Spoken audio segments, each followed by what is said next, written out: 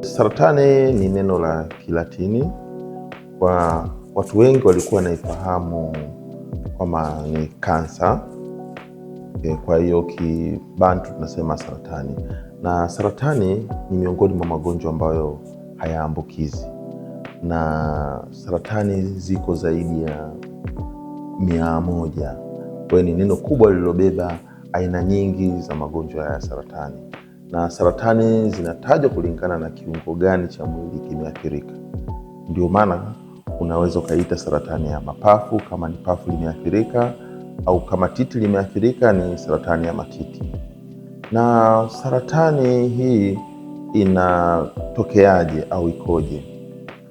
Chanzo cha saratani ni sehemu ya chembe hai yako, ambao tunasema ni kama kiungo cha mwili cha mwanzo kabisa, kama tofali kwenye nyumba. Pale chembe hai ya mwili inapopoteza utaratibu wake wa kukua na kuzaliana, inapelekea kupata chembe hai ambayo inakuwa sio ya kawaida. Na mara nyingi hizi chembe hai zinatengeneza kitu kama uvimbe kwa walio wengi. Ndio maana saratani nyingi zinaonekana kama uvimbe, lakini inategemea na eneo gani. Mfano kwenye damu, uvimbe huwezi kuona, lakini utaona tu mabadiliko ya hizi chembe hai ambazo zinabadilika kimuonekano na pia hata kwenye ufanisi wa kazi zake. Na hii inatokeaje? Mabadiliko haya yanatokea, mabadiliko haya yanatokea pale ule uratibu au ile programu unaodhibiti saratani unapoharibiwa. Na visababishi vikubwa, cha kwanza tunaweza kusema ni vile ambavyo viko ndani ya uwezo wetu, tunaweza tukavibadilisha, na vingine vile ambavyo hatuwezi kuvibadilisha. Tukianza vile ambavyo hatuwezi kuvibadilisha, moja ni kurithi. Kati ya watu 100, 5 wamerithi hivi vichembe vya saratani. Lakini sababu nyingine pia imeonekana ni ya kibiolojia au ambayo haibadiliki, ni umri. Kadri umri unavyoongezeka, hatari ya kupata saratani nayo inaongezeka. Lakini hii ya umri inasababishwa na vitu vingi, kama tunavyosema, unavyoishi muda mrefu unaona na unakutana na vitu vingi sana.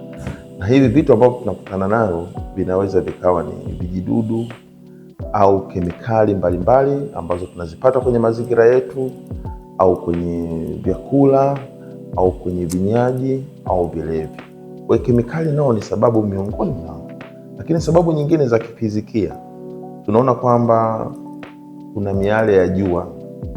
Mfano, kuna baadhi ya wenzetu wenye ulemavu wa ngozi zao zinakosa baadhi ya virutubisho, wenye ualbino wana hatari kubwa ya kupata, au hata wale wenye ngozi ambazo hazina chembe nyeusi nyingi, melanin, wana hatari kubwa sana kupata saratani za ngozi kutokana na miale ya jua. Lakini imeonekana pia kuna baadhi kama hizi mabomu au miale inayotokana na mabomu, kama unakumbuka Hiroshima, mabomu ya nyuklia yanatoa mionzi, inaweza kupelekea kupata hizi saratani. Sababu nyingine ambazo tumeziona ni matumizi ya baadhi ya vilevi kama pombe, au matumizi ya tumbaku, matumizi ya sigara. Lakini vyote vilivyomo kwenye hivi bidhaa hizi ni kemikali ambazo tumezitaja. Ila kuna vijidudu, mfano virusi. Kama unavyofahamu, kuna saratani ya ini, hepatitis B inaweza kupelekea kupata saratani ya ini. Hichi ni kirusi ambacho kinasambaa kwa binadamu. Lakini kuna kirusi cha papiloma ambacho kinasababisha saratani ya shingo ya mlango wa kizazi na saratani nyinginezo. Kuna baadhi ya vijidudu vya bakteria ambao vinaathiri utumbo wetu mkubwa, ambao vinaitwa kama Helicobacter pylori. Tumeona hasa ukienda hospitalini uko na vidonda vya tumbo vya muda mrefu sana, wanakupima hivi Helicobacter pylori, na hivi vijidudu vinaweza kupelekea kupata hizi saratani. Ile imeonekana baadhi ya tabia zetu nyingine, mfano tabia bwete ambazo zinaendana kufanya mazoezi, hii inapelekea kupata hizi saratani, ikiwepo saratani ya matiti. Lakini inaendana moja kwa moja na kuharibu ule uratibu vichocheo vyetu vya mwili au hormones. Kwa hizi ni baadhi ya sababu ambazo nyingi zinachangia kuleta saratani. Tatizo la saratani ni janga la kitaifa na serikali imeona hichi kama ni kipaumbele. Sababu moja, kundi linaloathirika ni kundi ambalo lina uhitaji mkubwa, na waathirika wakubwa kama unavyoona wako sio mijini, wako vijijini pia. Kwa hiyo serikali kaona ilipe kipaumbele na kuhakikisha kwamba inasambaza hizi huduma. Moja, inaboresha na kusambaza huduma hizi. Kwa hiyo kuanzia huduma za msingi, sasa hivi huduma za uchunguzi wa saratani huko hadi kwenye ngazi ya zahanati zetu.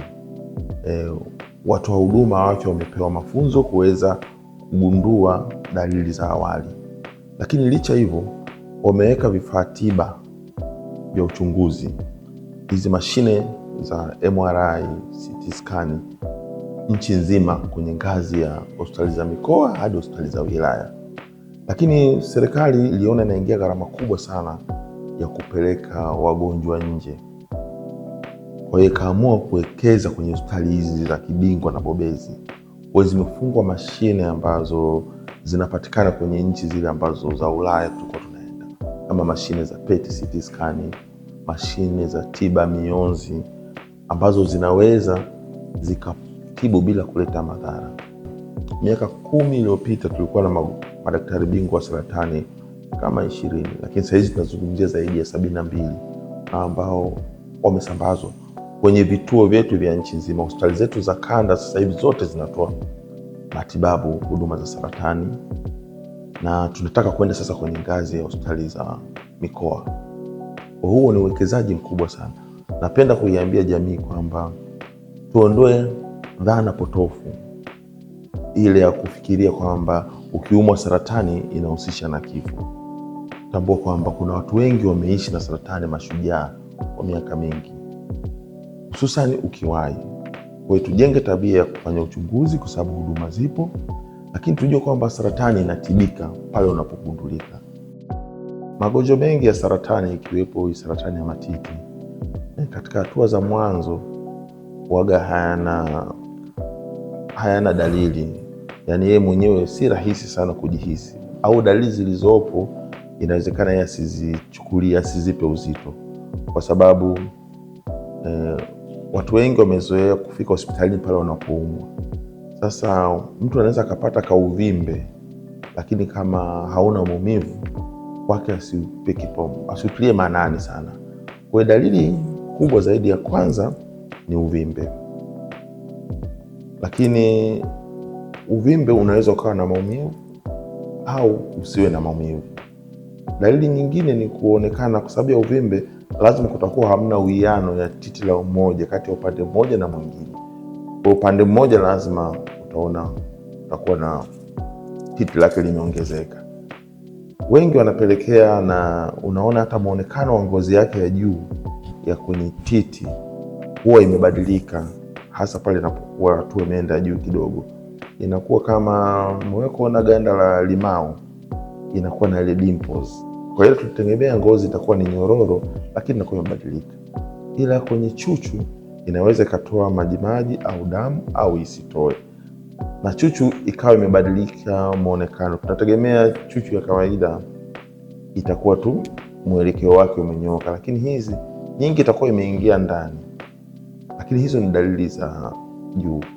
Ila kama ugonjwa umesambaa, atapata dalili za ugonjwa uliosambaa kwenye kifua. Wengine kama wameenda kwenye mapafu, anaweza kuja na kikohozi, anakohoa au kifua kinabana, au kama umesambaa kwenye viungo kama ini, atapata dalili ambazo zitaonyesha ini lake limeathirika. Kwa hiyo nachoiambia jamii ni wasisubiri hizi dalili, wafanye uchunguzi mapema ili waweze kugundulika, kwa sababu wao paka wagundue hizi dalili zinaweza zikawa zimeingiliana na dalili nyingine. Tuna uzoefu kwa kuona wagonjwa wengi wanakuja wanaume, atakwambia nilijigonga bahati mbaya, kuna kitu kilinigonga ndo nikashangaa titi langu nikaona tu maumivu, nikajua labda ni jeraha au maumivu. Mwingine atakwambia nilipigwa na mpira, mwingine wana sababu nyingi, lakini ni kwa sababu kwamba hawafanyi uchunguzi mapema. Magonjwa mengi ya saratani ikiwepo hii ya matiti na hususani kwa wanaume. Izungumzia umri, ujua mwili wetu unaratibiwa na baadhi ya vichocheo vya mwili. Mfano ukiangalia, tunasema mwanaume anaenda balee, anaelekea. Kwa hiyo kuna kichocheo cha mwili ndio kinafanya mabadiliko ya muonekano wako na tabia zako. Utaota ndevu, unaona, utatengeneza misuli, utaenda.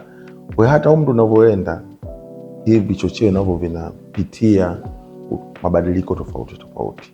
Kwa ndio maana tuone saratani za matiti hata kwa kina mama na wanaume kwenye watoto wadogo, kwa sababu vinaendana na mabadiliko ya vichocheo vyako vya mwili, ndio vinakupa umebalee. Mfano kina mama amevunja ungo, anafikia kina mama wanafikia ukomo, vyote ni vichocheo vya mwili vinaamua muonekano wako mzima. Wanaume sisi hatuvunje, lakini pia vichocheo vya mwili vyetu navyo vinafikia kipindi vinapungua, ndio maana hata baadhi ya mabadiliko tunayaona. Kwa hiyo mabadiliko mengi yanaanza kutokea kwa walio wengi kuanzia miaka 45. Unaanza kuona mabadiliko mengi ya vichocheo vyetu vya mwili. Kwa hiyo tunategemea tuanze kuziona nyingi, ingawaje kwa sasa hivi tumeanza kuona umri unashuka chini, kama ulikuwa unashuka chini kwenye kuvunja ungo na balee. Kwa hiyo lakini tunashauri kuanzia miaka 40-45 mtu aanze kuhudhuria uchunguzi, hususan kwa mwanaume, wa kufanya uchunguzi wa saratani ya matiti. Kama tulivyoona, saratani ya matiti, baadhi ya visababishi vingi tunaweza tukasema wanashare kati ya wanawake na wanaume, lakini wanaume walio wengi sana imeonekana kwamba sababu kubwa nyingi ni kurithi, inaonekana ni chanzo kikubwa, na baadhi ya sababu ya homoni au vichocheo vya mwili ikiwa imevurugwa na baadhi ya visababishi, aidha ukosefu, kutokuwa na mazoezi sahihi, au kuwa na baadhi ya maradhi ambayo yameathiri mfumo wao. Mfano, ini inaweza kachangia sana kuvuruga ule mfumo au kudisturb homoni zao, ikaongeza hatari kubwa sana ya kupata saratani ya matiti. Lakini kwa ujumla sababu hizi wanashare wote, wanawake na wanaume, lakini wanawake wanaathirika zaidi kuliko wanaume. Kati ya wagonjwa 100 wenye saratani utakuta mwanaume ni mmoja tu, maana yake 1% ndio inawakuta, na idadi hii unaweza kuiona ni sio kubwa sana. Ndio maana imezoeleka kuwa saratani ya matiti ni ya kina mama. Kwa hiyo kwa maana nyingine, vichocheo vya mwili vina sababu kubwa sana kuongeza saratani ya matiti kwa kina mama.